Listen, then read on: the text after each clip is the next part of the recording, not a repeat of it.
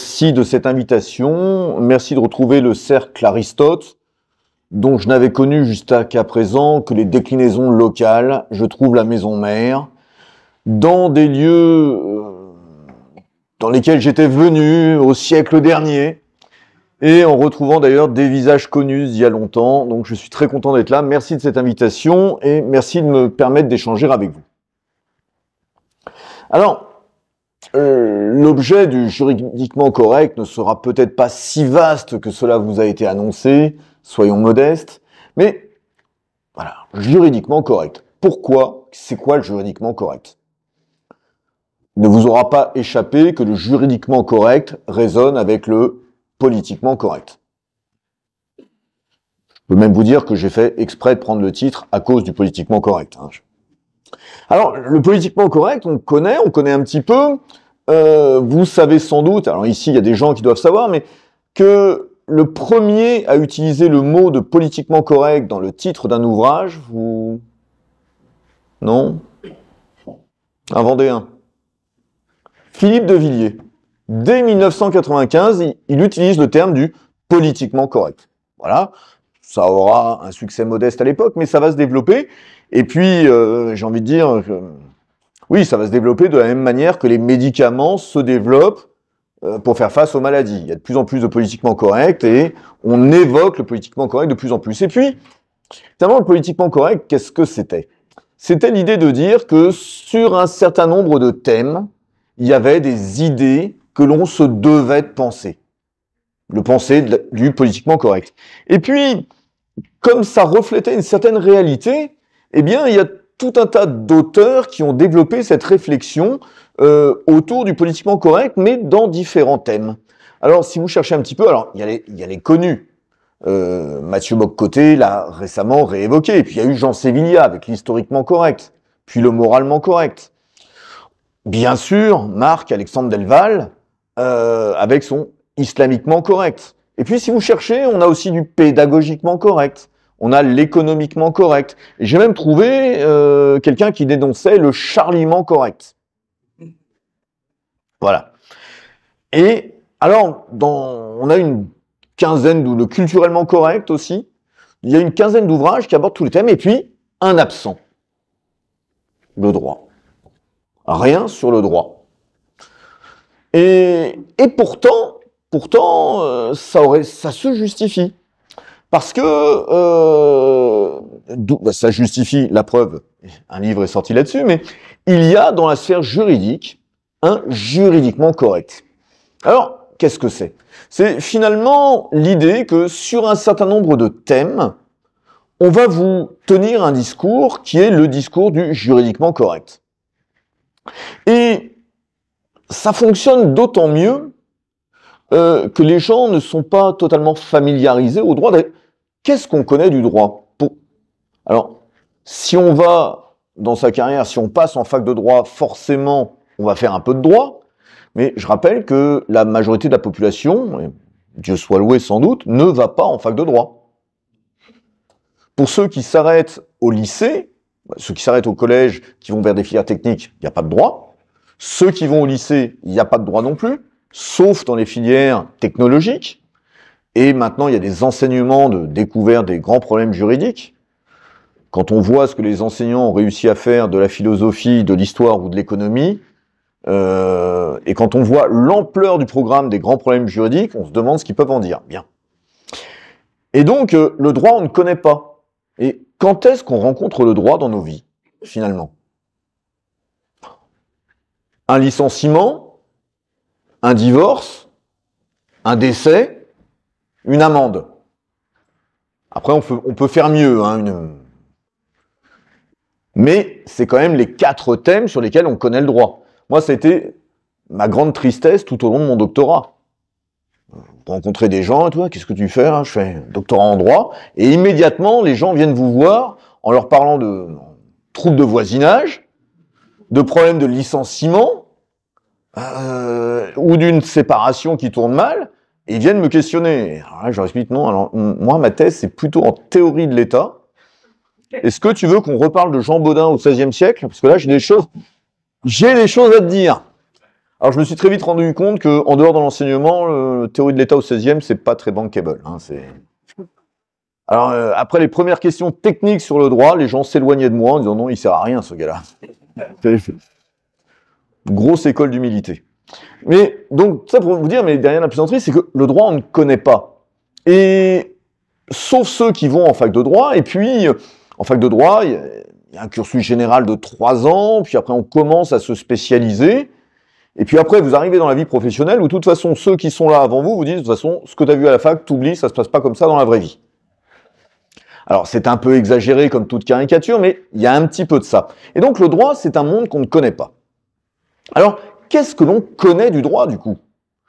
Dès lors qu'il y a un événement économique, social, qui nécessite un regard juridique, on va appeler un expert.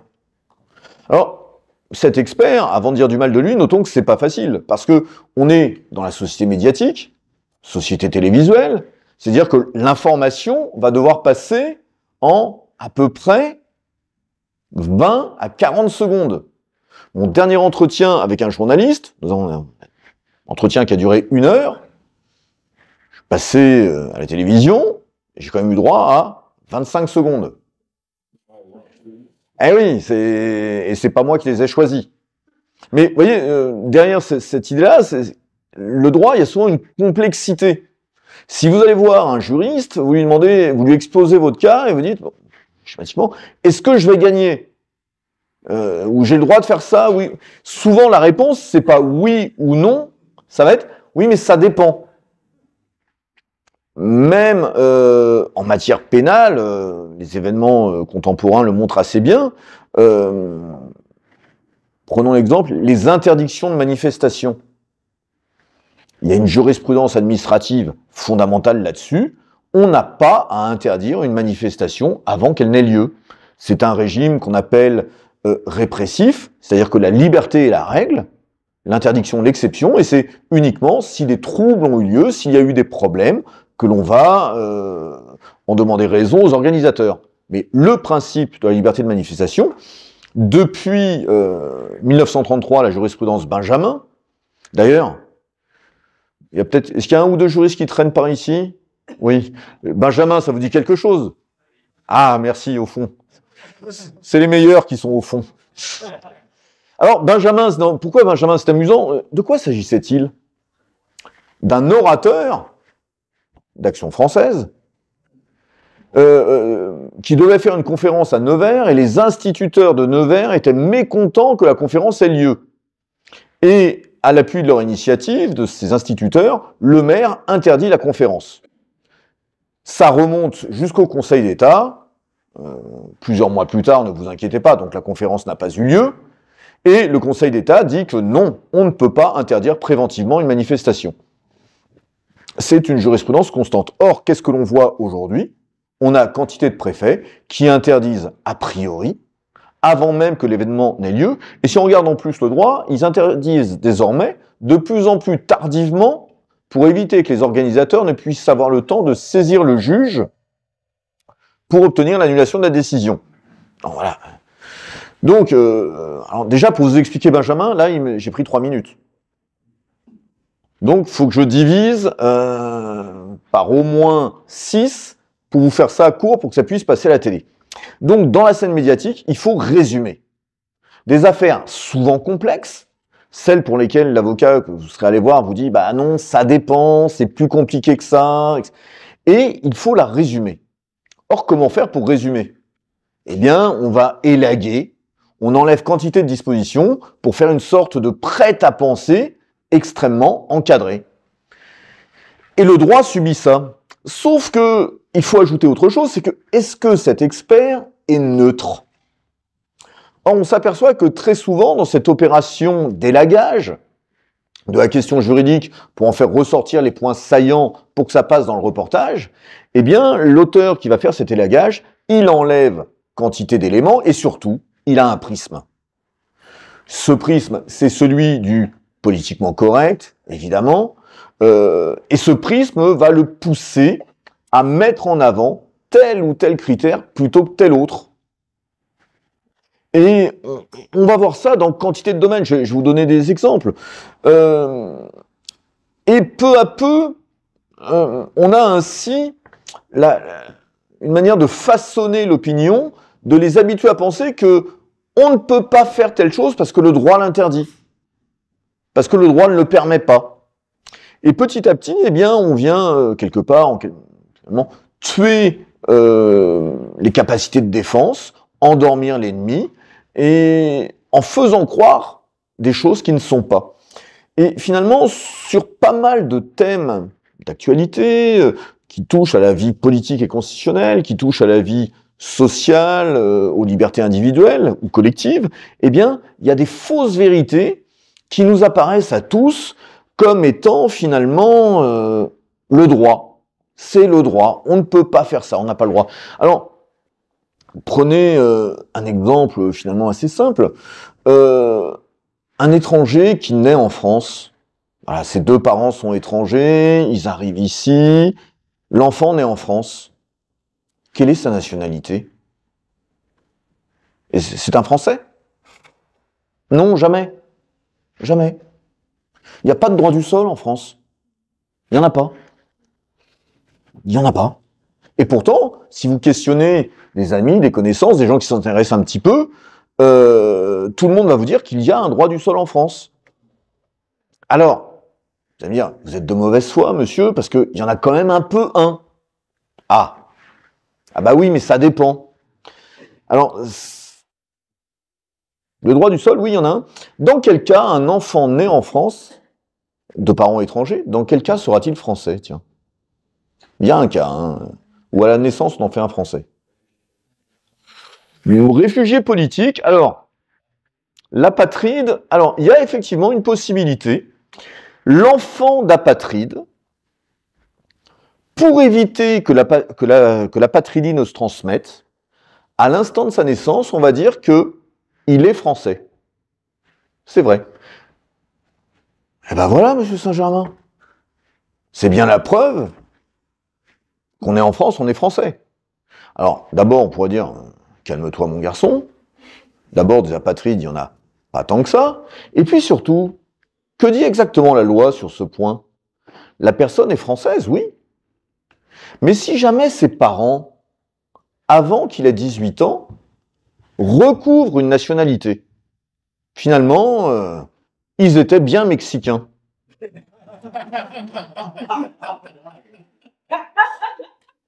Au hasard.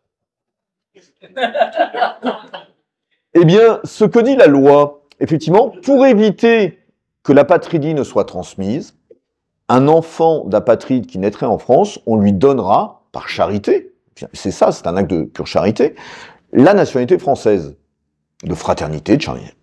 Mais si ses parents recouvrent la nationalité avant qu'il soit majeur, il perd la nationalité française. Voilà. C'est donc bien, c'est pas parce qu'il est né en France qu'on fait de lui un Français, c'est parce qu'il n'a pas de nationalité pour éviter que ça ne se poursuive. Et vous avez un autre exemple semblable, encore plus rare que l'apatride, surtout aujourd'hui, l'enfant trouvé. Alors, c'est plus rare qu'au Moyen-Âge. Mais il y a une disposition qui est que l'enfant trouvé, eh bien, il est français. Mais pourquoi? C'est pas du droit du sol, c'est du droit du sang. C'est parce que on présume que ses géniteurs, ses parents, sont français. Parce que si on le trouve ici, c'est que quelqu'un a accouché, et donc quelqu'un qui accouche ici, il est très probablement un Français. Et la preuve là aussi, c'est que si on rapporte la preuve que ses parents étaient étrangers, eh bien, rétroactivement, on retire la nationalité française à cet enfant trouvé. On va dire, mais c'est pas ça. D'ailleurs, regardez, un étranger qui naît en France, ses parents viennent, ils ont des enfants en France, et cet étranger, s'il a à nouveau des enfants en France, ils seront français. Alors, oui, c'était peut-être pas clair, c'est ce qu'on appelle le double droit du sol. Le double droit du sol, c'est pas un vrai droit du sol, c'est une présomption d'assimilation et d'intégration fondée sur la résidence de longue durée. C'est l'idée qu'il y a une génération qui s'est déplacée, qui s'est fixé, qui a fait souche, qui a eu des enfants, première, deuxième génération, donc mais la première née en France, et ces enfants, une fois grands, ont eux-mêmes eu des enfants. C'est le double droit du sol. Et historiquement, le double droit du sol, il est né sous la monarchie de Louis-Philippe, et repris par la suite, par la République dans les lois de 1884, me semble-t-il, pour une raison très très simple, non 89, pardon. Pour une raison très simple. Vous connaissez laquelle? Savez-vous laquelle c'est? 1889, on est à la veille de la guerre de 14. C'est pour éviter que les descendants d'étrangers restent étrangers et n'aillent pas au service militaire. Eh oui, c'était pas l'idée qu'on venait en France, on était... Non, voilà. Et donc ici, quand on dit « naître en France, faites-vous un Français », c'est faux. Et derrière cela, vous avez une volonté politique qui est d'empêcher le débat sur la part respective du droit du sang et du droit du sol. Parce que dans les deux cas, il n'y a quasiment aucun État où il y a tout l'un ou tout l'autre. Il y a des aménagements. Ce qu'on a en revanche en France, avec le droit du sol, c'est notre fameux étranger qui est né en France. Effectivement, dans un certain nombre de cas, il pourra devenir français à 18 ans, mais pas à raison de sa naissance, à raison de sa naissance et de sa résidence. Il faut qu'il ait vécu au moins 8 ans en France avant l'âge de 15 ans pour devenir français. Et ici, cela bouleverse les choses, cela les renverse complètement. Ce n'est donc pas un droit du sol. La naissance ici est une présomption, avec cette idée que, en ayant été pendant 8 ans à l'école de la République, en ayant été scolarisé en France, en ayant été au club de sport en France, en ayant vécu dans le quartier en France avec les autres petits Français, il sera devenu un vrai Français comme les autres. Il ne vous aura pas échappé qu'aujourd'hui, les présomptions sur lesquelles repose cette approche sont un peu battues en brèche. Mais l'idée, c'est ça, c'est naissance et résidence, avec l'idée que la résidence va finalement forger ce jeune Français. Et quand on dit, quand on est en France, on est Français, il y a un objectif politique, c'est déconsidérer toute opposition politique, prêt à dire que il y a deux moyens d'accéder à la nationalité, à savoir le droit du sang, c'est-à-dire finalement la descendance, c'est quand vos parents possèdent la nationalité, et puis l'autre voie naturelle, c'est la naturalisation. Et la naturalisation, eh bien, elle suppose une demande et un examen de cette demande pour savoir si oui ou non la personne, on l'accepte. Eh bien, vous avez ce thème du juridiquement correct, c'est de dire si on est en France, on est français. Eh ben non. C'est un point de départ, ça ne fait pas tout. Voilà un point où finalement les gens avec qui vous allez parler vont vous dire bah oui, mais si on est en France, on est français. Alors, un autre thème, toujours un peu sur une thématique identitaire, mais la déchéance de nationalité. Voilà.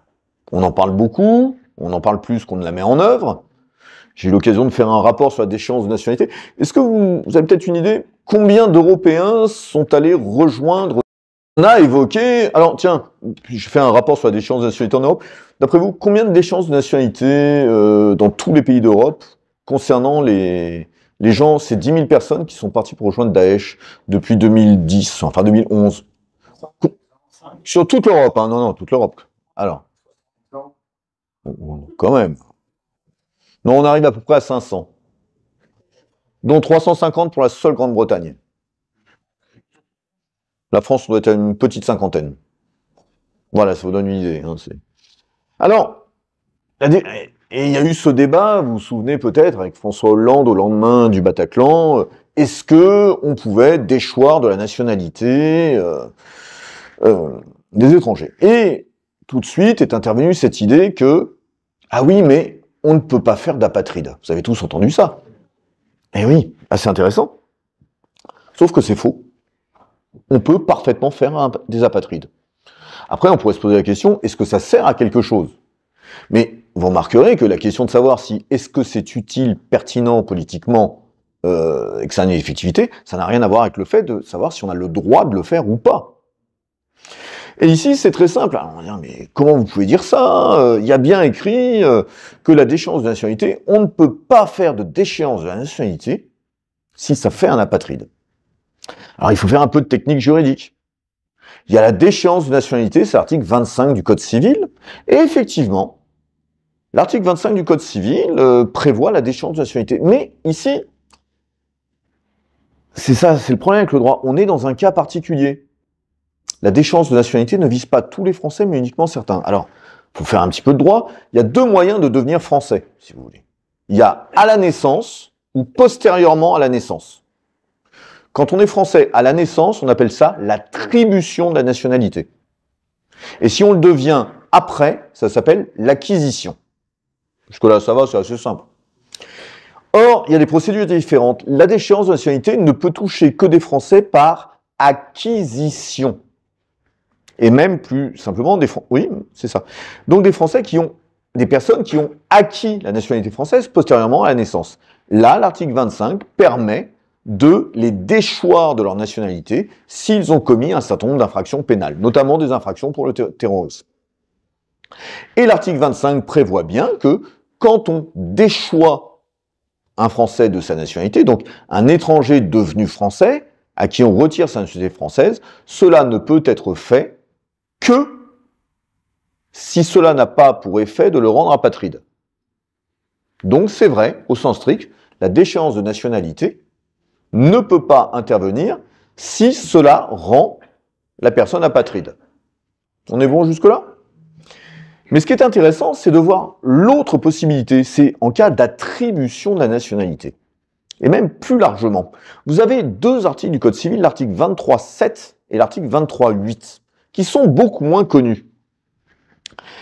Et qui définissent un régime général, non pas de la déchéance de nationalité, mais du retrait de la nationalité.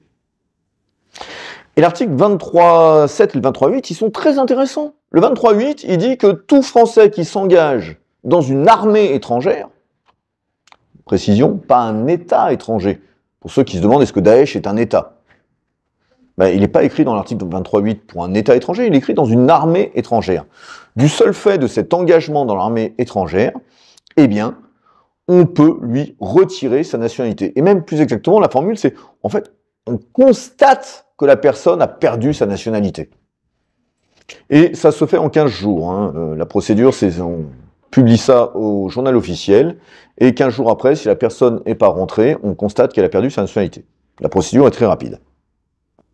Et le 23.7, alors le 23.7 est très intéressant, on ne parle pas d'un étranger qui a pris les armes pour un État étranger. Le 23.7, ça va ouvrir des perspectives intéressantes, je pense, vise le retrait de la nationalité du Français qui se comporterait, en fait, comme le national d'un pays étranger. Alors, oui. La formule est intéressante. Je vous cache pas qu'étant juriste, elle me laisse un arrière-goût, pas comme cet excellent Côte-du-Rhône, parce que c'est bien gentil. On voit spontanément ce à quoi ça pourrait correspondre. Mais techniquement et juridiquement, comment vous pouvez réussir à définir ce qu'est le fait de se comporter comme le résident d'un pays étranger? Si vous voulez, non, ce n'est pas évident du tout. Or, le 23.7 du Code civil dit bien que donc, tout Français qui se comporte en fait comme le résident d'un pays étranger, on peut lui retirer sa nationalité, mais il est précisé au 23.7 que cela ne saurait avoir pour effet de le rendre apatride. Et c'est là où le 23.8 est intéressant. Parce que celui qui s'engage dans une armée étrangère, eh bien, vous n'avez aucune réserve quant au fait de savoir si ça le rend apatride ou pas. C'est-à-dire, 25, on accède à la nationalité, on peut vous déchoir, mais il faut garder une autre nationalité, donc pas d'apatridie. Le 23.7, on peut vous retirer de la nationalité française si vous avez une autre nationalité. Mais le 23.8 ne le précise pas. Ça veut donc dire qu'à la différence des deux autres procédures, on peut retirer la nationalité d'un Français et ça aurait pour effet de le rendre apatride. Là, si quelqu'un vous a suivi jusque-là, là, il fourbit ses armes, il est prêt, il va sauter, et il vous dit, oui, mais il a un petit sourire, il a le droit international. Ah ah. Eh ouais, il y a le droit international, mon gars. Et en droit international, il y a des conventions, on ne peut pas faire ce qu'on veut. On pourra continuer, on n'est pas souverain. On pourra peut-être y revenir après. Et il y a des conventions qui interdisent de faire des apatrides. Ah bah ça c'est intéressant. Alors là, moi, quand j'en rencontre un comme ça, bon maintenant ils me fuient parce qu'ils me connaissent, moi je le laisse continuer, je le laisse s'avancer et je savoure le moment où d'un coup de griffe, crac, mort. Bah oui, parce que on a effectivement, alors on a 2 conventions sur l'apatridie au niveau international. Une adoptée au lendemain de la guerre, qui est simplement de la Deuxième Guerre mondiale et qui dit simplement qu'il faut bien traiter les apatrides. Voilà. Et puis on a effectivement une convention de 63, début des années 60, sur l'élimination de l'apatridie, et qui comporte bien une disposition disant que les États ne prendront pas de mesures en droit de la nationalité qui auraient pour effet de rendre les gens apatrides. Alors, monsieur Saint-Germain, ça vous calme? Ben oui, mais il faut faire un peu de droit ici. Cette convention internationale, elle est intéressante. Effectivement, la France l'a signée. Sauf qu'en droit, c'est le problème de la technique juridique, la signature, c'est une déclaration d'intention. Ce qui donne valeur à un traité international, ce n'est pas sa signature, c'est sa ratification. Or, la Convention de 63, ben, on ne l'a pas ratifiée. Et en plus, quand on a signé, on a mis une réserve. Une réserve à un traité, c'est vous dites, bon, je prends le traité, mais là, telle disposition, j'en veux pas. Et on a mis une réserve à quel article? Justement, l'article 8 de la Convention de 63, celle qui dit que l'État s'abstiendra de prendre des mesures qui auraient pour effet de rendre apatride. Et l'explication de la réserve, on dit que la France, à l'époque, dit que oui, mais justement, on souhaite conserver la possibilité pour quelqu'un qui commettrait des actes contre la nation, contre l'État, de réserver la possibilité de le déchoir de sa nationalité, de lui retirer sa nationalité, nonobstant le fait qu'il puisse devenir apatride. On a mis cette réserve-là.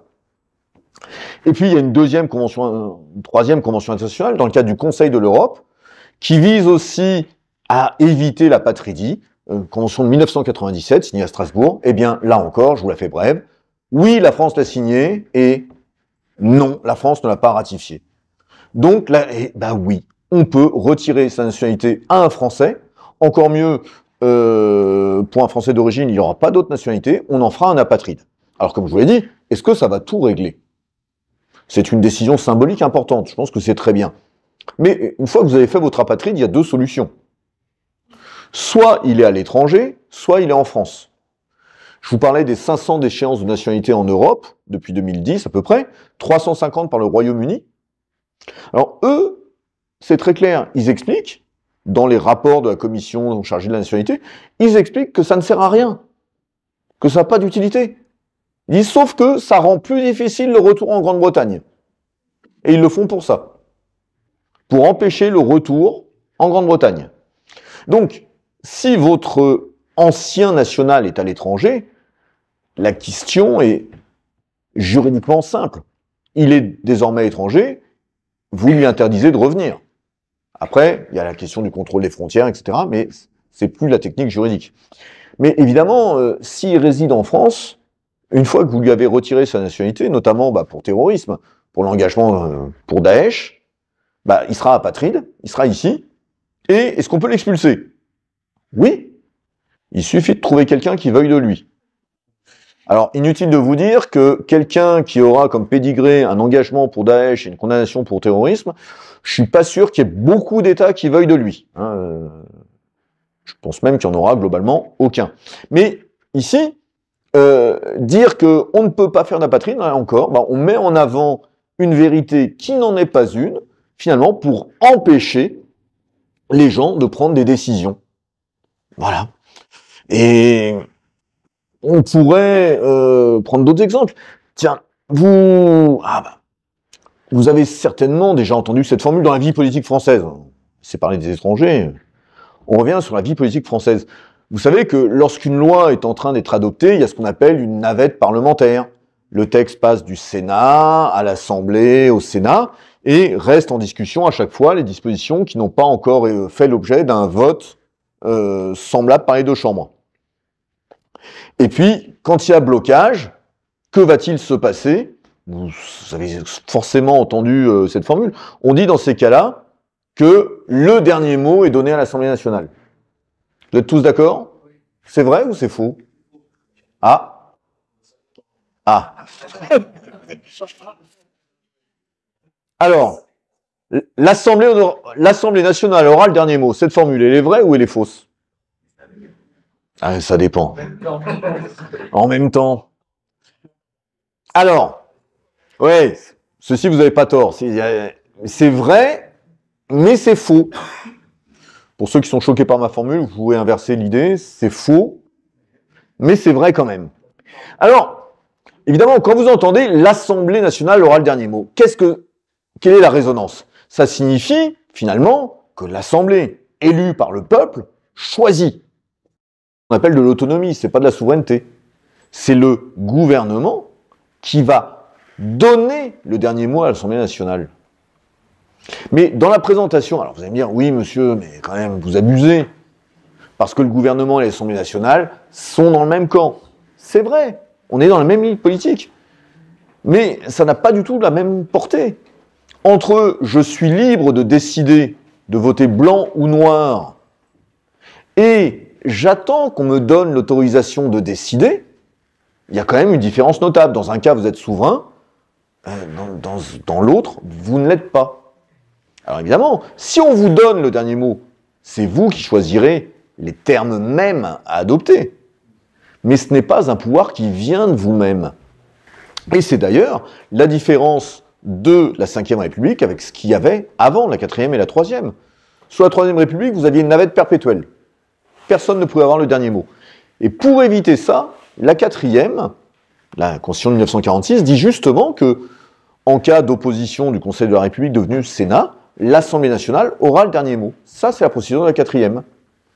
Et on se passe de l'intervention de l'exécutif, du Premier ministre, du chef du gouvernement, du président du Conseil à l'époque. Et justement, en 1958, on conserve la possibilité que l'Assemblée nationale ait le dernier mot, mais sur décision du gouvernement. Et ici, finalement, alors, changement de la vie politique, bien sûr, vous savez que c'est un théâtre, l'Assemblée nationale. Il y a une majorité, même si, comme en ce moment, depuis 1 an et demi, elle est un peu des fois compliquée à trouver, mais vous remarquerez que c'est amusant. Vous savez que les oppositions sont majoritaires. Il suffirait d'un tout petit peu de courage pour qu'une motion de censure soit adoptée. Il semblerait que personne ne soit extrêmement pressé de retourner devant les électeurs. Bien, passons. Mais on a donc, lorsqu'une loi est votée, il y a toujours une majorité pour voter la loi. Hein, vous l'avez remarqué. Tous les textes, est-ce qu'il y a un seul texte du gouvernement qui n'a pas été adopté? Ils y sont parvenus, globalement. Hein. Il y a eu des changements sur telle ou telle disposition technique, mais globalement, tous les textes sont passés. Or, que se passe-t-il une fois que le texte est adopté? Qu'est-ce qu'on va entendre comme formule? Le dernier mot sera au Conseil constitutionnel. Notre saint juge constitutionnel va trancher. Alors ça, c'est amusant. Et puis, le Conseil constitutionnel va censurer telle ou telle disposition. On pourrait en reparler d'ailleurs, peut-être ça viendra dans la question. Globalement, le Conseil constitutionnel, d'ailleurs, n'a jamais censuré aucun projet important. Il a pu censurer des dispositions techniques. Ah, je vois monsieur qui a un doute, on pourra reprendre ça. Mais non, quand c'est vraiment important pour le gouvernement, le Conseil constitutionnel à piscine. Hein, on se souvient que François Mitterrand déclarait, avant de s'en servir, mais il évoquait le Conseil constitutionnel comme le plus domestique des corps domestiques, rappelant la poignée d'avoine qu'il fera rentrer à l'écurie. Bon. Mais on dit, voilà, le Conseil constitutionnel va trancher, il va dire si la loi est conforme ou pas à la Constitution. Ça, c'est intéressant. On a donc un pouvoir souverain, c'est le Conseil, qui finalement va pouvoir mettre un frein aux mesures liberticides que prendrait le Parlement. Hein, c'est beau, hein, ça c'est...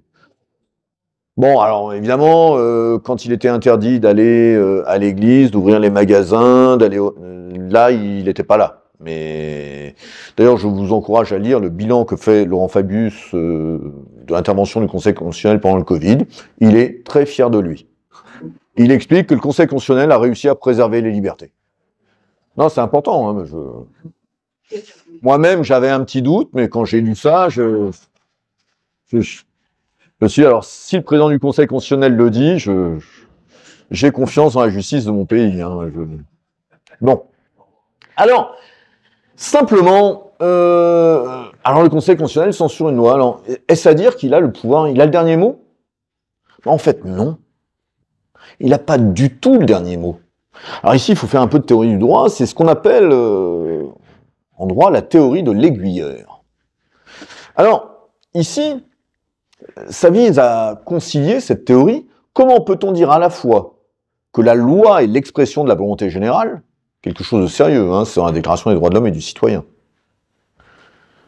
et que la loi soit censurée par un juge? C'est quand même bizarre.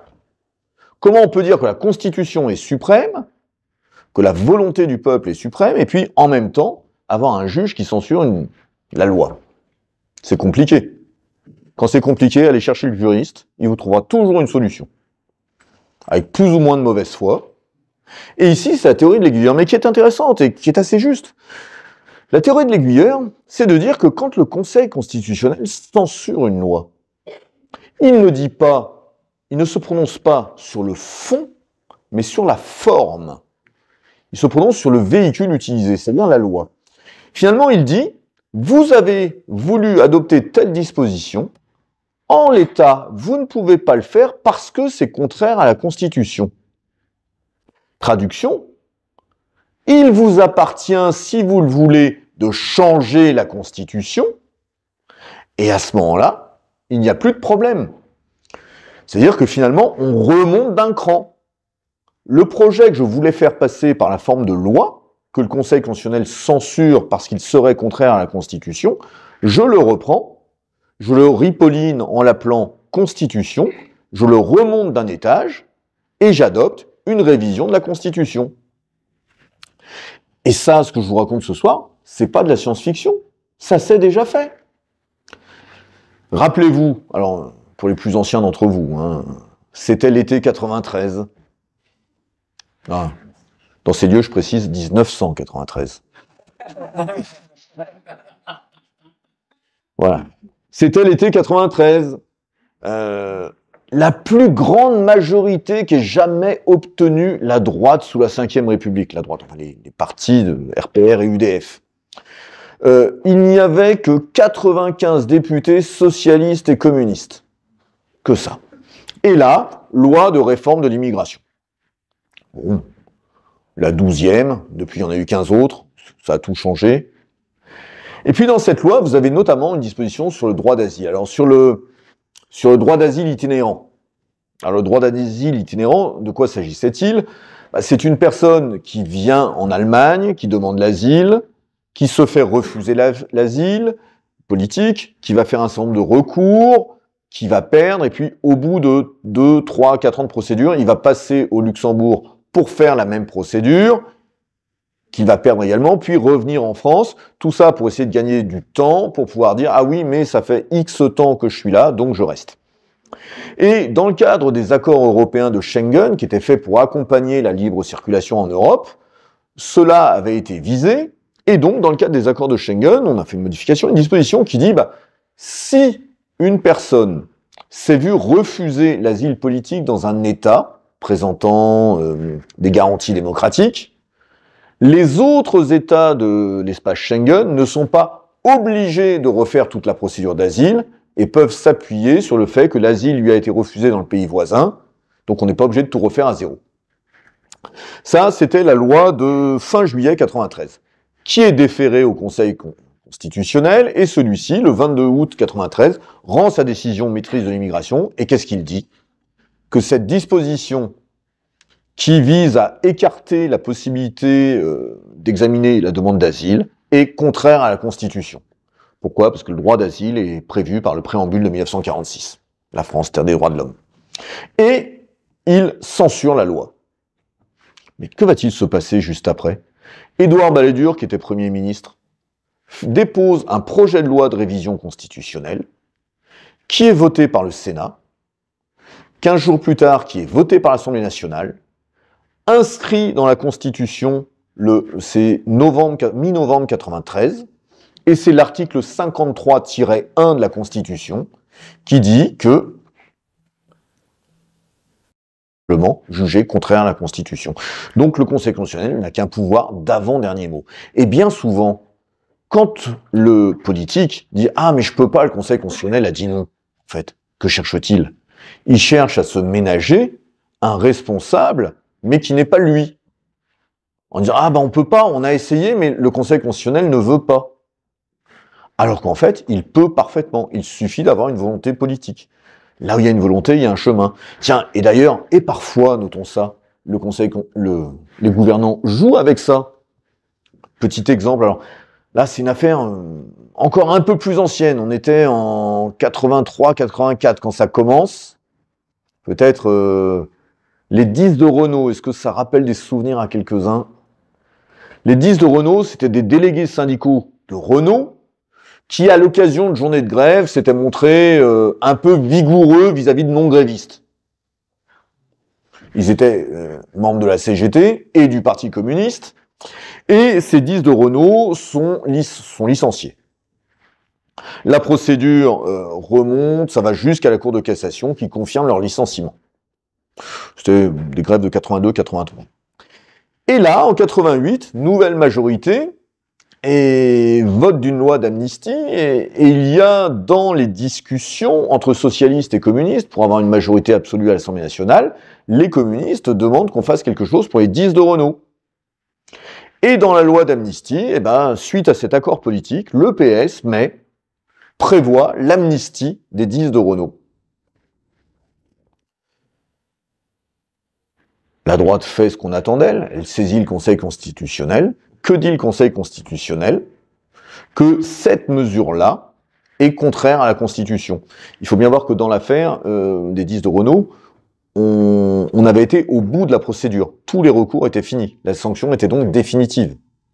Voilà, on n'était pas en cours de procédure. Et là, que font nos bons élus socialistes? Ben, ils retournent vers leurs amis communistes, ils leur disent « Ah ben on est désolé, hein. C'est pas nous. C'est le Conseil constitutionnel. » Et il y a eu l'année suivante le vote d'une nouvelle loi où on a à nouveau le Parti communiste a demandé un amendement pour prévoir l'amnistie des 10 de Renault.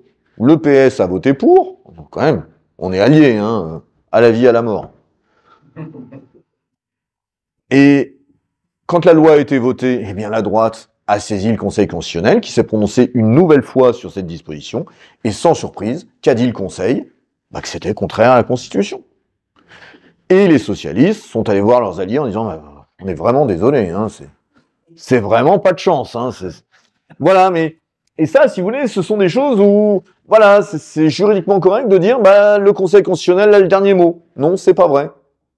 Il n'a pas le dernier mot. Le dernier mot, le souverain, c'est le peuple. Voilà.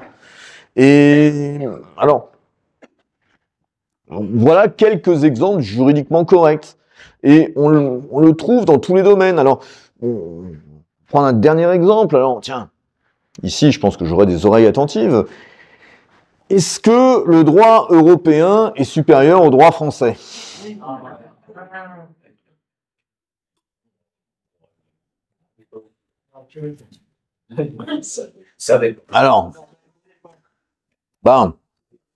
Alors, je suis obligé de vous dire, je vais vous décevoir. Et je me suis demandé comment j'allais présenter ce chapitre. Parce que, je dois avouer, mais je voudrais que vous ne le répétiez pas, j'ai une certaine réticence à ne voir l'Europe que sous un jour positif. Autant culturellement, je me sens européen, sans aucun doute, autant sur les mécanismes politiques de la CE puis de l'Union, j'ai quelques réserves. Je m'interroge. Mais je me confesse après. Hein, non, quand même. Alors, bon, ceci dit, une fois qu'on a dit tout ça, non. Oui, le droit européen est supérieur au droit français. Il n'y a pas à tortiller, il n'y a pas... Non, c'est sûr. Non, mais je réussis quand même à dire le contraire. Alors, par un subterfuge, il faut bien que le juriste serve à quelque chose. Hein, voilà. De toute façon, vous savez comment on sait que quelqu'un va vous trahir? Quels sont ces mots pour vous dire qu'il va vous trahir? Je ne te trahirai jamais. Non, fais-moi confiance.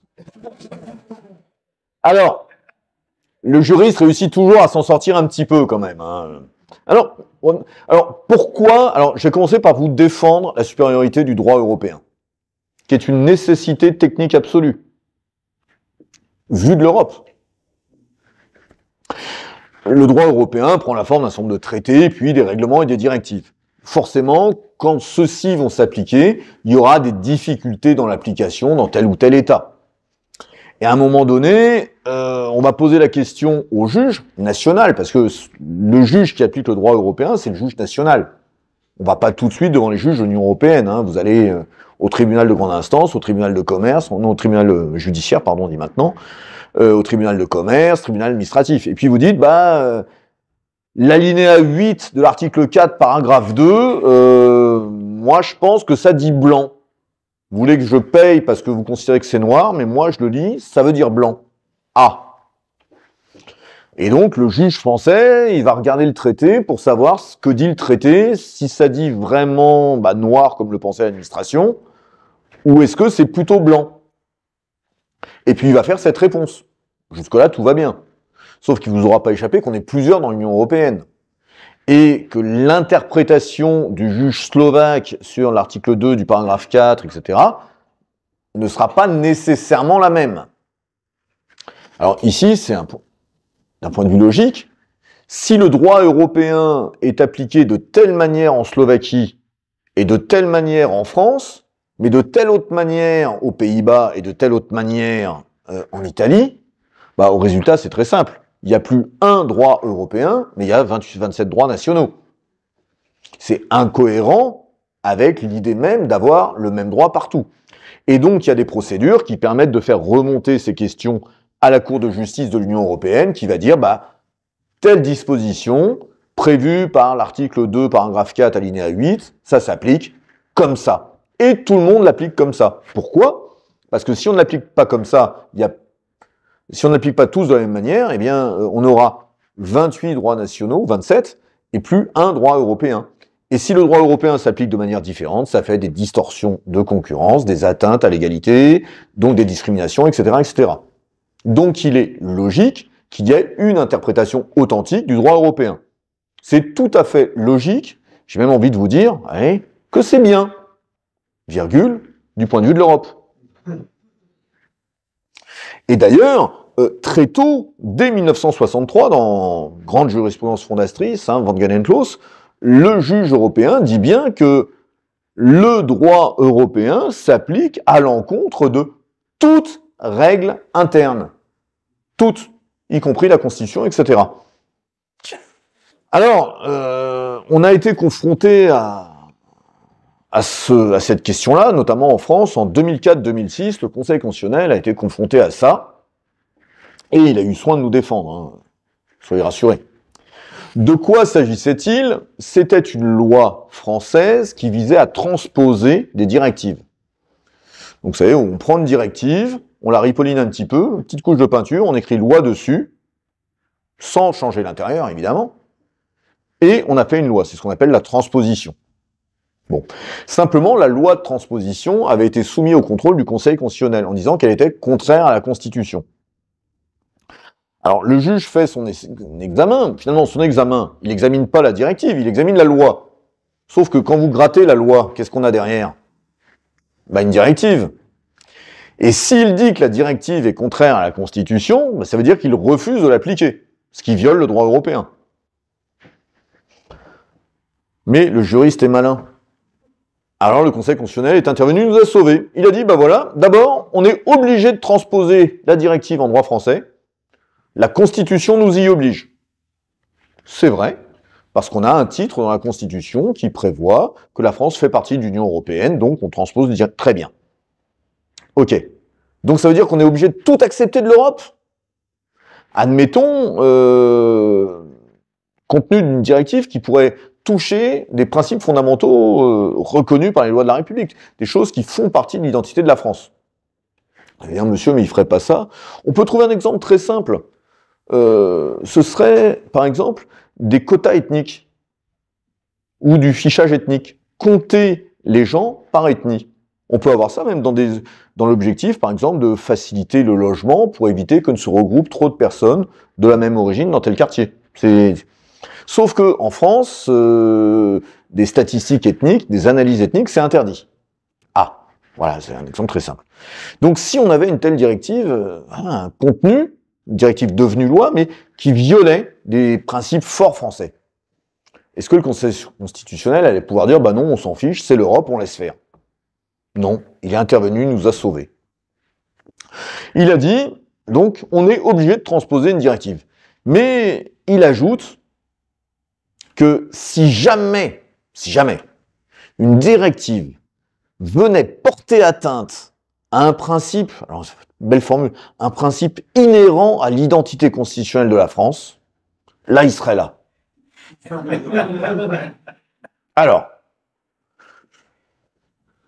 Alors les européistes ont dénoncé cette décision, les europhobes fous s'en sont réjouis. Ça allait pas si loin que ça. Alors d'abord, ce qu'on peut dire depuis cette décision de 2006, rassurez-vous, à aucun moment le Conseil constitutionnel n'a trouvé qu'une loi transposant une directive ne portait atteinte à un principe inhérent à l'identité constitutionnelle de la France. Bon, il y a une fois un petit truc par QPC, mais voilà. Et puis le Conseil constitutionnel, donc déjà on est sauvé, l'Europe ne porte pas atteinte à nos droits et libertés. Il suffit d'en être convaincu. Et puis, surtout le Conseil constitutionnel ajoute quelque chose. Il explique que une disposition qui porterait atteinte à un principe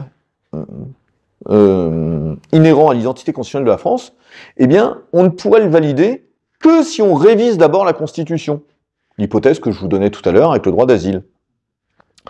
Alors là, c'est très intéressant parce que le Conseil constitutionnel nous disait, s'il y a quelque chose qui viole la Constitution française, qui porte, et non encore plus que la Constitution, qui porte atteinte à l'identité constitutionnelle de la France, c'est fort. Eh bien, pour le faire, il faudrait d'abord modifier la Constitution et puis on pourrait le faire. Donc finalement, il a une réponse technique.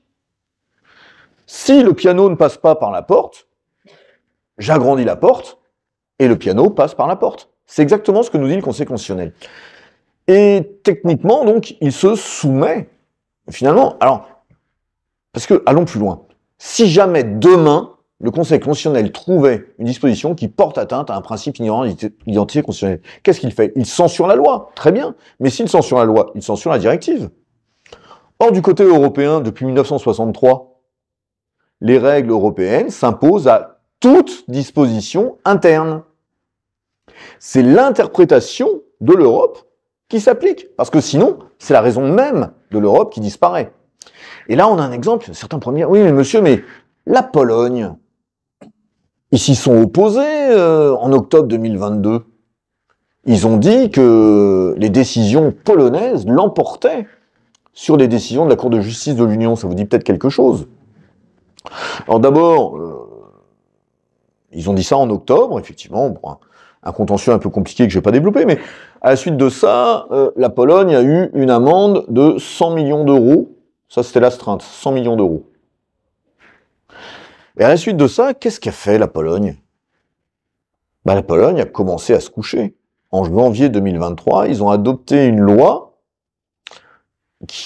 qui faisait la réforme que voulait l'Europe. Ils contredisaient pas leurs juges, mais ils changeaient la loi pour faire ce que voulait l'Europe. Entre-temps, l'amende avait été réduite à 50 millions d'euros. L'astreinte, pardon. Et puis, depuis 15 jours, vous savez qu'il y a maintenant une nouvelle majorité europhile en Pologne, donc le problème va se régler. Alors, c'est peut-être là-dessus qu'il faut finir un petit peu. Est-ce qu'en France, on serait dans la même situation? Alors, on a quand même une différence majeure par rapport à la Pologne, c'est que nous, on est contributeur net de l'Europe. C'est-à-dire que l'Europe nous coûte financièrement plus que l'Europe ne nous rapporte. Donc, cela renforce tout de même la marge de manœuvre. La Pologne, sans les aides européennes, est quand même moins bien. Nous, si on nous coupe les aides européennes, théoriquement, on pourrait dire, nous, on arrête de donner à l'Europe, il nous restera plus. Voilà. Mais ici, alors vous allez me dire, mais alors, c'est supérieur ou pas? Techniquement, le droit européen, oui, techniquement, il est supérieur au droit français. Oui, comme à tous les droits nationaux. Simplement, le problème n'est pas de technique juridique. Il est vraiment de légitimité politique.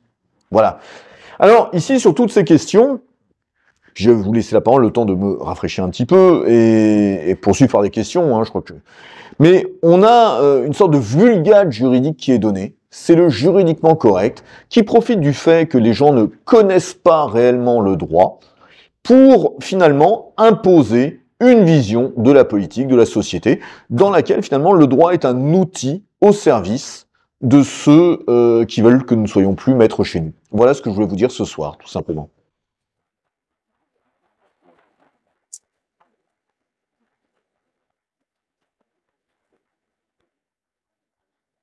Question. Monsieur au fond. Bonsoir. Bonsoir. Avec les droits européens, la forte influence, on va dire, des juges rouges, évidemment.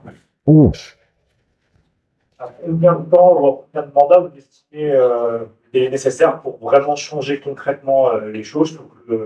Je vous dis pas en parler, parce que alors, bon, c'est une des beautés de la nature humaine, c'est qu'à chaque génération, il faut tout refaire. Parce que la morale ne se transmet pas génétiquement, hein, c'est vraiment une histoire d'éducation. Maintenant, sur les juges, on a effectivement tout un courant. Il y avait ce qu'on appelle, alors c'est très peu étudié en France, c'est étudié aux États-Unis, c'est ce qu'on appelle les cause lawyering. Les cause lawyering, c'est un objet d'étude de la sociologie politique américaine. Ce sont finalement les juristes, des avocats, des associatifs, voire des magistrats, mais qui vont se servir de leurs compétences techniques, ici le droit, à l'appui d'une cause politique. Les droits des minorités, les droits des femmes, etc., etc. Et en France, on a connu et on connaît ce système. Typiquement, on a vu agir des gens dans ce courant du cause lawyering, ceux qui se sont mobilisés autour de tout un tas de dispositions sur l'immigration.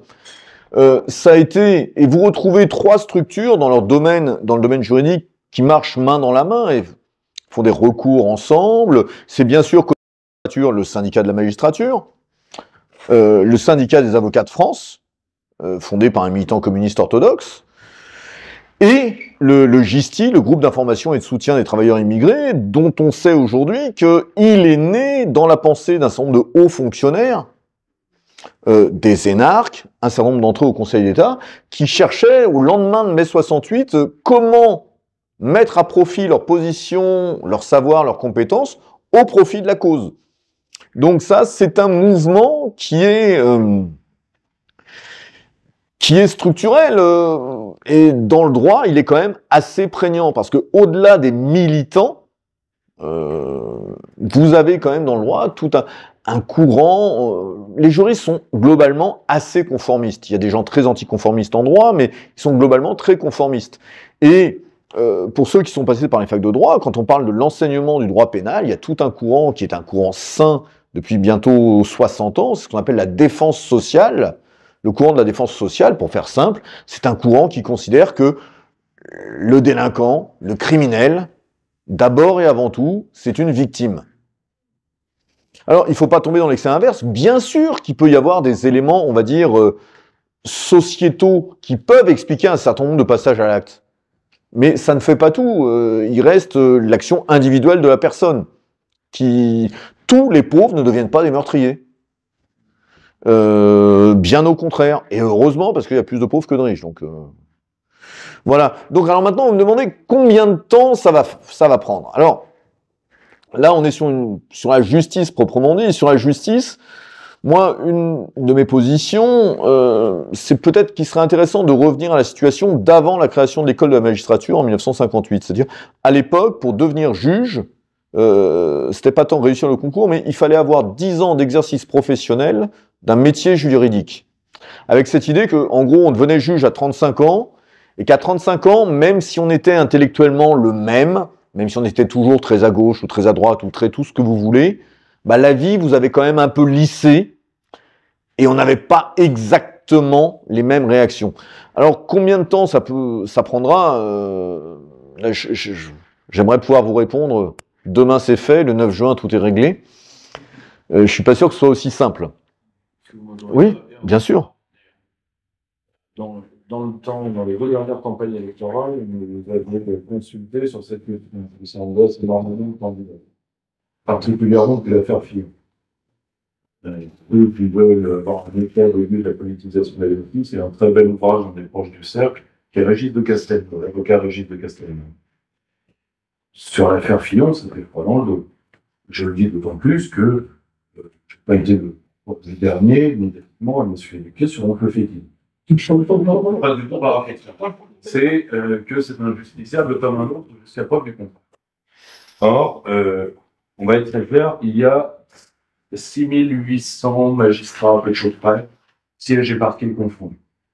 C'est-à-dire à 400 magistrats près, exactement le même nombre qu'au dernier jour du 19e siècle. Pour un contentieux qui a triplé. Donc, croyez-moi, je n'ai pas beaucoup d'affection pour la profession, pour l'avoir beaucoup fréquentée, mais il y a une revendication d'une part des magistrats qui est vraie, c'est l'absence de moyens. Je vais vous donner un exemple, dans la Cour d'appel de Paris, le budget de photocopie est épuisé au 1er avril, généralement chaque année. Donc il y a des magistrats qui payent leur photocopie, c'est vrai, c'est malheureux, mais c'est vrai. Donc on a une justice avec des parts de tiers-mondisées, et qui se tiers-mondise elle-même par son côté, disons, classimuré intellectuellement vis-à-vis de la population. On a des exemples tous les deux. Mais le gros souci, c'est que ça pose un problème unique institutionnel en France. Prenez le corps des policiers, il y a certainement 15 à 20% des policiers qui n'auraient jamais dû faire ce métier. Donc à un moment, il faudra une réforme sévère d'une partie de la police. Mais elle ne concerne que 10% des effectifs. Là, vu l'influence du syndicat de la magistrature, vu les influences de dossiers disciplinaires et personnels dans le corps, vous pouvez vous dire qu'on est près de la moitié du corps qui devra être redressé. C'est un exemple unique. À chaque élection, depuis 30 ans, le syndicat de la magistrature fait entre un quart et un tiers des voix. Et ça, nous n'avons pas d'équivalent dans la haute fonction publique, nous n'avons pas d'équivalent d'un corps qui soit idéologisé à ce point-là. Je rappelle que dans un des pays qui nous ressemble le plus, historiquement, qui est la Grande-Bretagne, les magistrats ne se syndiquent pas, mais deux, ils ne votent pas en eux. Donc, bon, je dis pas qu'il faut en arriver là, je dis que c'est l'un des plus gros chantiers, la réforme de la justice, et aucun candidat, fut-il alternatif, n'est pas là. Aucun, dans les types. Autre question. Monsieur? Je voulais vous demander, tout à l'heure, vous avez parlé de la France de éviter les femmes d'apatride. Et en France, il doit y avoir beaucoup de nationaux et on pourrait exploiter pour si jamais il y a un délit qui est connu par un national, d'abord être appliqué. Alors, si je vous suis bien, on est dans l'hypothèse d'un délit qui serait, ou d'une succession de délits qui seraient commis par des binationaux, par exemple un franco-norvégien. Et... les pires.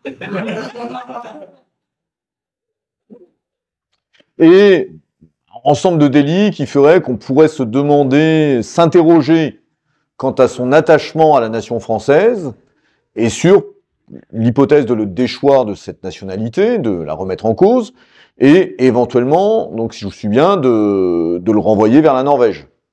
C'est bien. Alors, en droit, il n'y a aucune difficulté. Enfin, il y en a quelques-unes quand même. Mais à partir du moment où la personne ne possède pas la nationalité française, il n'a pas de droit absolu au maintien sur le territoire. Je pourrais vous donner un exemple. Après, la question de savoir si la Norvège le reconnaît comme norvégien et accepte de l'accueillir. C'est un problème qui s'oppose de manière récurrente avec certains États. Ici, ça dépasse la question strictement juridique. On est dans le bras de fer politique. Vis-à-vis d'un certain nombre d'États, la France dispose de moyens de rétorsion, de moyens de pression qui peuvent permettre d'obtenir ce résultat. Alors, on peut se rassurer un petit peu ici sur ces questions-là. Il est important de savoir que les jurisprudences européennes de la Cour européenne des droits de l'homme, depuis une dizaine d'années, ont quand même connu un tournant et se montrent un peu plus sévères quant à l'attitude de gens qui ne respectent pas le vivre ensemble. Alors, j'ai un exemple qui ne concerne pas la Norvège, le Danemark. Alors, le Danemark et la Tunisie. Un cas d'école assez intéressant, c'est une personne tunisien d'origine qui va naître au Danemark. Il va épouser une Danoise. Donc lui, il n'a connu que le Danemark. Hein. Il vit là-bas, il se marie là-bas, il obtient la nationalité danoise, il vit son mariage, il a des enfants qui vont à l'école. Puis vous savez ce que c'est le mariage, on se lasse. Et là, l'appel du Sud, bon, il s'est engagé pour Daesh.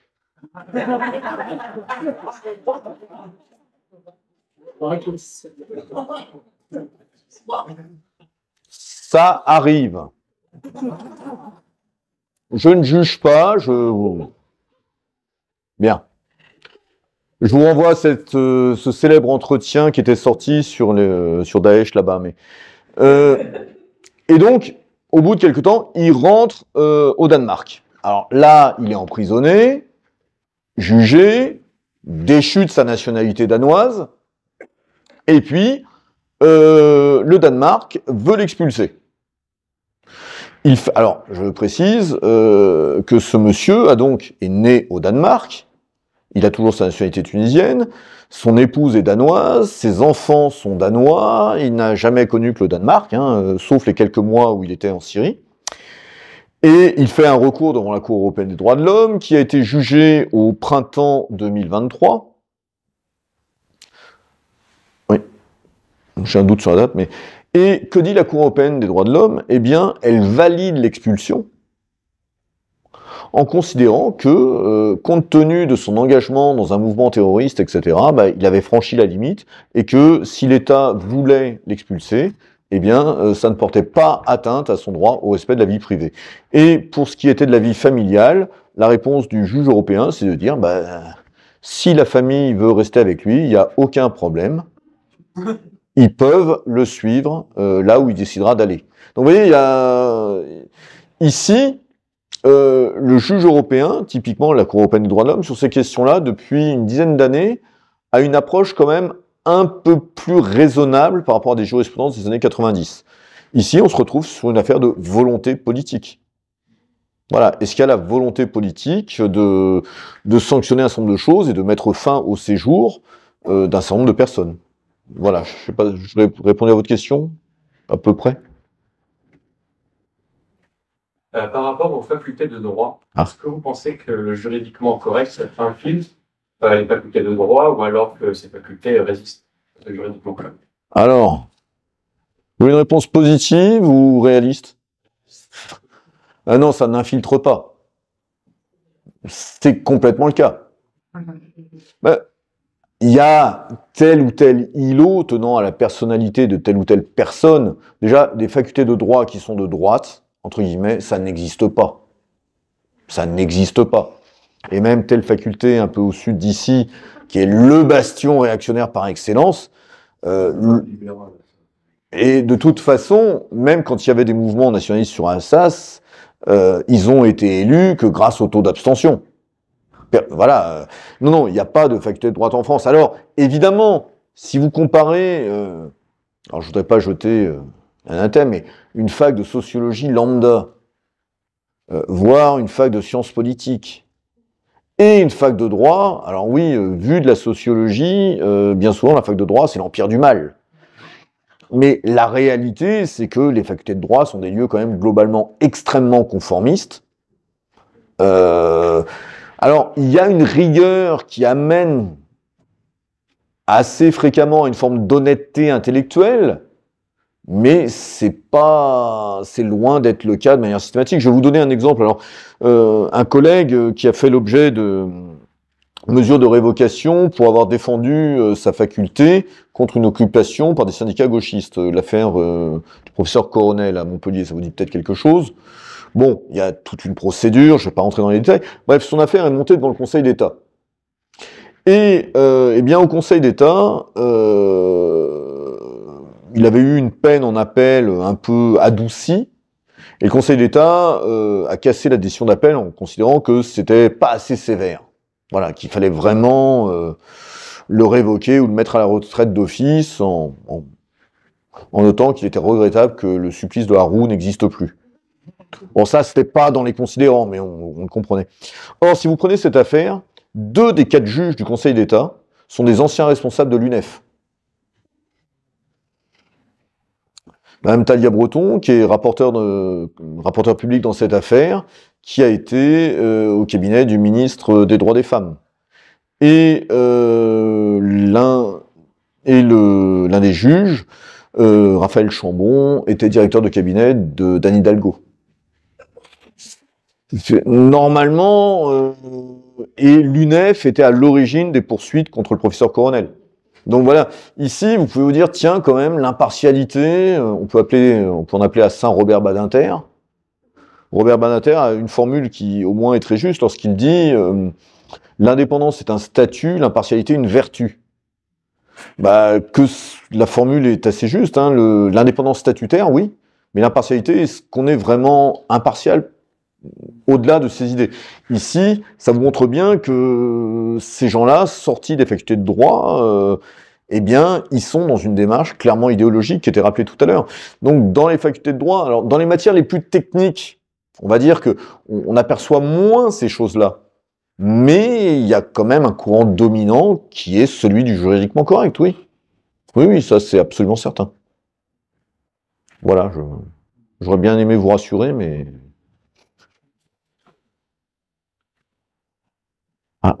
ça. Moi, j'avais une question justement à propos, vous avez parlé des libertés publiques et comment expliquez-vous que, par exemple, en France, quand un citoyen se fait arrêter ou quand on se fait contrôler ou autre manière, pourquoi est-ce qu'un citoyen n'exprime pas, contrairement au pays anglo-saxon, il n'appelle pas la Constitution en disant vous m'arrêtez, c'est une violation de tel article de la Constitution et pourquoi dans le droit français il n'y a pas d'habeas corpus ou de Bill of Rights? Alors, parce qu'on n'est pas en Angleterre déjà. Alors, maintenant, vous savez, le Bill of Rights, il y a des choses intéressantes. L'habeas corpus, il faut quand même limiter les choses. C'est l'obligation d'être présenté à un juge. C'est-à-dire que le maintien en détention n'est pas le fait de l'administration, mais le fait du juge. Donc, on en a aussi. Au bout de 48 heures de garde à vue, voire 96 dans les affaires de terrorisme, trafic de drogue, etc., vous ne pouvez pas être maintenu en détention sans l'intervention du juge de la liberté de la détention. Vous avez des procédures semblables. Après, les mœurs ne sont pas les mêmes, les habitudes ne sont pas les mêmes. Il n'y a pas ce réflexe-là en France.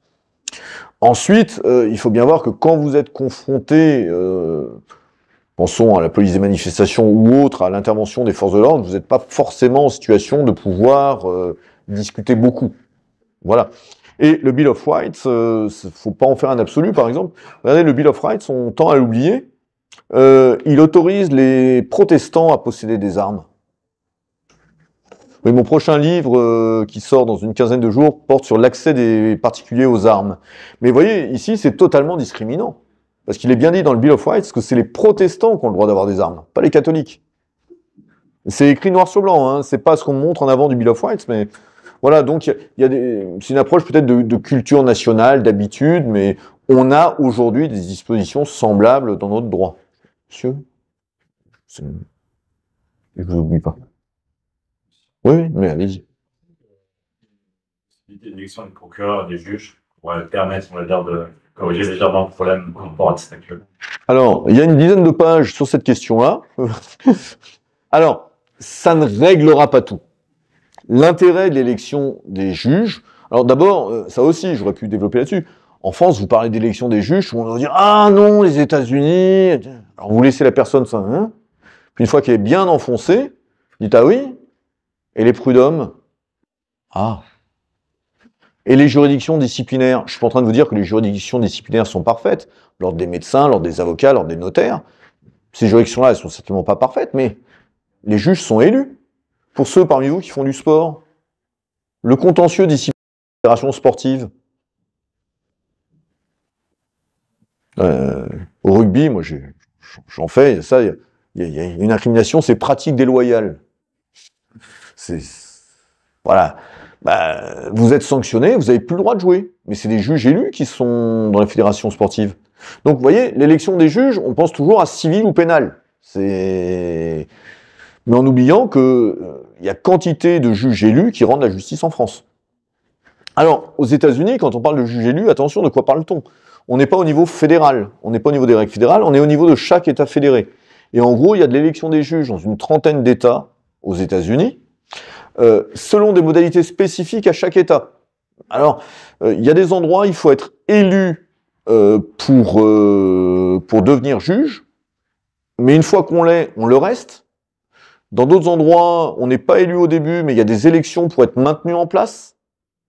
Et dans d'autres endroits, vous pouvez être déchu de votre mandat, enfin, vous pouvez être révoqué de votre fonction de juge. C'est-à-dire que par pétition, les gens vont réclamer l'organisation d'un référendum sur votre maintien en place. Alors, aux États-Unis, il y a aussi d'autres problèmes avec le système électoral. Alors, il y a des élections partisanes et d'autres qui ne le sont pas. Donc, vous avez une étiquette politique, ou pas. Mais ensuite, le problème aux États-Unis, c'est le financement des campagnes électorales, là aussi. La Cour suprême a décidé que si on mettait une limite au financement des campagnes électorales, ce serait une atteinte aux libertés. Or, aujourd'hui, vous voyez, on se retrouve avec des problèmes de ce type. Alors, l'intérêt de l'élection, c'est que ça force le juge à se retrouver un tant soit peu, à un moment donné, face à un certain nombre de responsabilités. Mais c'est pas une solution parfaite en tant que telle. Alors, je crois qu'il y avait monsieur... Dans les techniques juridiques pour devenir français, vous n'avez pas évoqué le fait de rattraper un enfant qui met un balcon. Bah là, c'est une procédure de naturalisation. C'est une décision de l'autorité publique prise eu égard au comportement de la personne et aux avantages qu'il aurait procuré à la France, oui. Voilà. Plus sérieusement, on avait reçu quelqu'un il y a quelques temps qui nous a, sur l'état de droit, qui avait dit qu'en France, on avait un gros problème avec la notion d'état de droit parce qu'on avait deux sources suprêmes du droit qui étaient partagées entre la Constitution et l'Union européenne, j'imagine. Et que c'était un gros problème parce que lui, il arrivait à la conclusion que c'est impossible de faire vraiment du droit si on a deux sources. Si vous voulez, ça se résume à une question très simple qui a été théorisée par Carl Schmitt notamment. En fait, c'est qui décide en dernier ressort. On peut pas être deux à décider à la fin. D'ailleurs, c'est amusant pour ceux qui s'intéressent à Carl Schmitt de relever que le premier ouvrage qu'il a écrit, c'est-à-dire on dirait aujourd'hui son mémoire de master, portait justement sur la décision de juger. Et il évoquait notamment le fait où la légitimité de la décision de justice n'avait comme légitimité que le fait que le juge devait trancher. C'est-à-dire des hypothèses dans lesquelles aucune solution ne s'imposait de manière évidente. Et pourtant, il fallait trancher. Voilà, il évoque... Alors, évidemment, on n'est pas deux à trancher. On évoquait vis-à-vis de l'Union européenne tout à l'heure, lorsque le Conseil constitutionnel dit, bah non, on peut pas... il peut pas y avoir de principe qui porte atteinte... Enfin, il peut pas y avoir de disposition européenne qui porte atteinte à l'identité au principe inhérent à l'identité constitutionnelle de la France. C'est très beau. Mais côté européen, de l'autre côté du Rhin, il est dit, enfin non, c'est pas le Rhin d'ailleurs, c'est la Moselle, pour le Luxembourg. Il est dit que les règles européennes s'imposent vis-à-vis de toute règle interne. Toutes, y compris la Constitution. Donc le Conseil constitutionnel est souverain sur les bords de la Seine, mais quand on traverse la Moselle pour aller au Luxembourg où il y a la Cour de justice, c'est plus souverain. Ça marche pas. On peut pas être deux à avoir le dernier mot. Voilà. Là, actuellement, dans le cadre actuel, c'est l'Europe qui a le dernier mot.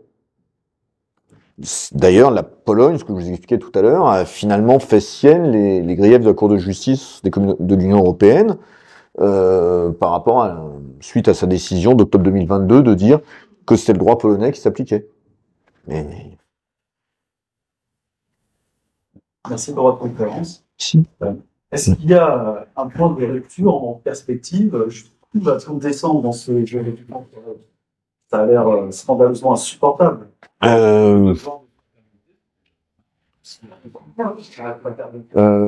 Ouais, c'est.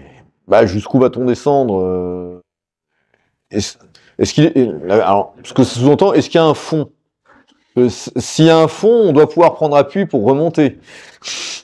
Mais Wow, ça peut aller encore plus loin. bah, écoutez, En fait, rien n'a pas de limite, c'est ça le problème. Bah, si on prend des exemples assez simples qu'on vit tous les jours, un certain nombre de choses, de réformes portés par le droit, enfin portés par la société et qui trouvent des réponses dans le droit que l'on voit aujourd'hui. Pensez en matière de changement de sexe, d'identité de genre, etc. Quand j'ai commencé mes études, il y a un peu plus de 30 ans, ouais, bientôt 40, c'était même pas imaginable. Vous voyez, je suis pas en train de vous dire c'est bien ou c'est mal. Je peux vous le dire si vous voulez. Mais c'était des choses, c'était même pas imaginable. Et déjà, de vieux juristes disaient à l'époque, mais c'est pas possible, jusqu'où on est tombé. Vous voyez, c'est...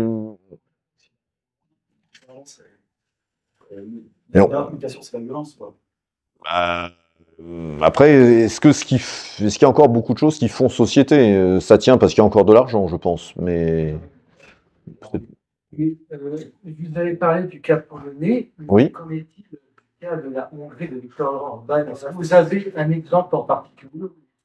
non, alors moi, je ne m'intéresse qu'aux pays qui ont des langages indo-européens. Non, non, je peux, non, vous aurez Là, je reprends. Tu veux des exemples où Orban s'est couché? Eh ben, on va prendre des exemples où Orban s'est pas couché, parce que ça va plutôt Orban s'est couché sur tout. Déjà, Orban se couche tous les mois, ce qu'on oublie de dire. Parce que je rappelle que les sanctions contre la Russie, il les approuve, elles sont à l'unanimité. Il les approuve tous les mois. D'accord?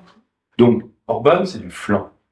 Orban, Romain Bessonnet avait fait un exposé sur Orban en 2014, il n'y a pas un mot à en changer. Orban fait une vieille stratégie hongroise. La Hongrie est un pays qui ne pense pas sa souveraineté depuis l'ère ottomane. Par contre, elle a appris une chose simple. Quand on est occupé et qu'on vit, autant vivre en parasite de son occupant. Donc, il y avait de pseudo-révoltes hongroises sous les Ottomans on allait chercher du fric pour le calife.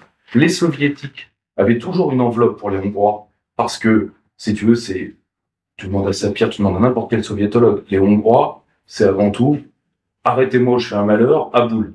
Eh bien, ils font la même chose, aujourd'hui, au détriment de quoi? Du contribuable français, du contribuable néerlandais, majoritairement. Et Orban, il sait que l'eurocrate est chatouilleux. Tu peux le chatouiller sur tout. D'abord, il a tenté sur l'indépendance de sa banque centrale. Ça, c'est un casus belli dans l'Union européenne. C'est un casus belli. Il le sait très bien. On lui a dit, qu'est-ce que tu veux?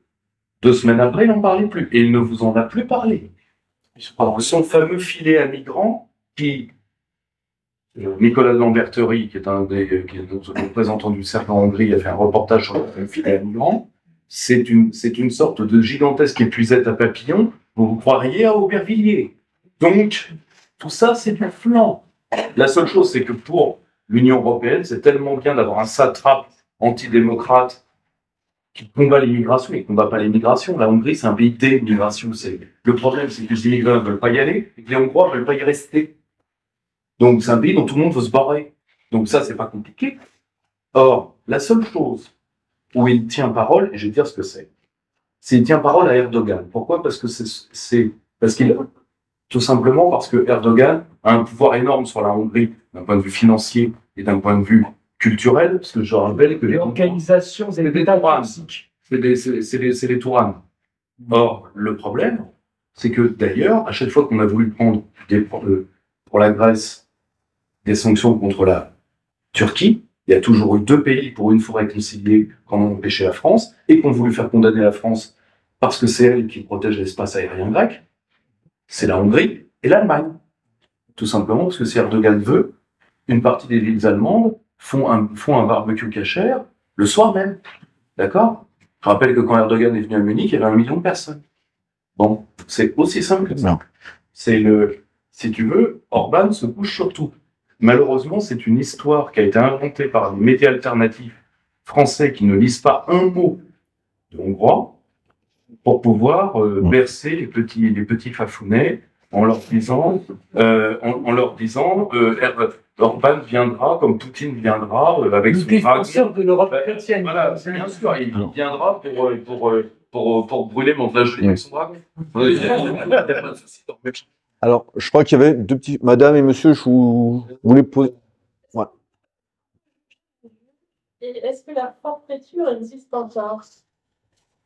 Et monsieur, Moi, ça c'est une question d'un point de vue théorique, c'est justement sur juridiquement correct. Tous les juristes aujourd'hui se rendent avec Excel, qu'au niveau notamment de l'institution d'un juge constitutionnel, ce qu'on remarque, dans le rappel à Marie Courrier ou Popper, que justement, le juge constitutionnel pour lui ne devait pas se revendiquer par exemple de charte ou de déclaration des droits de l'homme parce que trop large, donnant un pouvoir trop large. Voilà. Donc, est-ce qu'il n'y aurait pas une certaine forme, juridiquement correcte, d'hypocrisie de la part des juristes? alors, d'abord, sur juger les juges, oui, c'est absolument nécessaire. Je vous renvoie au poème Le jugement des juges, qui est très beau, mais surtout techniquement ici, puisque le jugement des juges, c'est dans l'au-delà. Ici, oui, il faut une responsabilité des juges, et on s'inscrit dans le mouvement qui a été décrit tout à l'heure, avec la forte prégnance de magistrats très idéologisés. Voilà. Ça se fera pas de manière simple, et là, ça renvoie à la question de monsieur. Si vous voulez, moi, je suis venu en faculté de droit, j'avais trop lu Rousseau trop tôt, j'avais lu Rousseau et Maurras dès le lycée, et moi, c'était la loi. J'étais très normativiste, c'était la loi qui devait s'appliquer, etc. Et puis je me suis rendu compte qu'il y avait la loi, et puis il y avait le juge, et que la loi n'est claire que pour celui qui l'a écrit.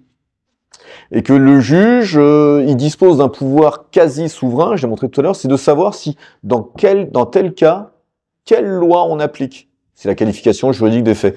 Et plus la loi est imprécise, plus ça va lui donner un grand pouvoir. Voilà. Déjà, quand la loi est précise, il a un pouvoir, mais plus la loi est imprécise, plus il aura ce pouvoir. Alors, oui, il y a une sorte d'onde normativiste, c'est le saint juge. Il y a l'idée que les hommes politiques ayant tellement échoué, il y aurait le saint juge, le saint homme qui va apporter la vérité, mais de manière neutre, pas idéologisée. C'est l'idéologie de la non-idéologie, si vous voulez. La vérité, c'est faux. Le juge, c'est un homme, il y en a des bons, il y en a des moins bons, il y en a des honnêtes, d'autres non. Alors, et puis, sur ce normativisme kelseenien, si vous voulez, j'ai envie de vous dire, le normativisme kelseenien, c'est ma conception, c'est parfait quand on navigue sur une mer calme, pour savoir si dans tel cas, telle règle peut bien s'appliquer. Est-ce que le décret est conforme à la loi, qui est conforme à la Constitution? Simplement, on n'est pas toujours sur mer calme. Et lorsqu'il y a la tempête, eh bien, c'est l'article 16 de la Constitution, on prend les mesures exigées par les circonstances. Voilà. Et on ne peut pas le normer par avance. Voilà, je ne sais pas si je réponds totalement à votre question, mais voilà. Alors, on pourra poursuivre cette discussion si vous le souhaitez. Et puis... Mais, merci. Chers camarades, si tu veux plus de contenu, de réinformation, d'éducation populaire et de formation intellectuelle, n'hésite pas à faire un don sur notre page Tipeee.